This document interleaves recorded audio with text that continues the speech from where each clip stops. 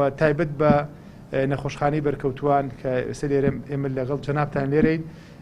بەڕاستی وەکو خۆی ئیشارەتی پێدا کێشەیەکی کۆنی تێدا هەیە لە وەرگرتنی بیناکە و دەست بەکاربوونی بۆ بەرکەوتوان و بۆ ئەوەی کە بتوانرێ بەڕاستی خزمەتی باشتر و باشترین شتیان پێشکەش بکرێ هەوڵە دێن لە دوای ئەم لێدوانە و لە دوای ئەم پرێس کۆنفرانسەوە تایبەتمەندی وردەکاریەکانی بزانین و لە هەمان کاتیشە ئێمە ئێستا سەرپشالی ژنێک دەکەین لە وەزارەت بۆ پێداچوونەوەی کە بە هەمانگی لەگەڵ وەزارەتی شەهیدان و داوای ئەواندا بۆ پێداچوونەوەی ڕێژەی بەرکەوتوان و لەگەڵ جگەلەوەی کە کۆمەڵێکی دیاریکراو هەیە بەرکەوتوانی کیمیاوی ئەوانە هەم پێداچوونەوە ژمارەی زۆر لەوە زیاتر ژەیە کە لە کوردستانە بەشێکی لە هەڵەبجێ بەشێکی لە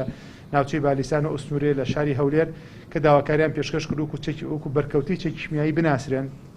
ئینشاڵڵا لەم نزیکانە ئێمە هەوڵمانداوە لە ڕێی دوو لیژنەی تەندروستی و لایەنە جێڕەکانیش کە لەیان وەزاری شەهیدانەوە ئەکرێ بتوانرێ بە شێوازێکی باش و شێوازێکی چارەسەری کۆتایی یعنی ئەو شێشەیە کۆتایی پێ بدێت چۆن چەند جارێکە بەردەوامە چارەسەری بکەین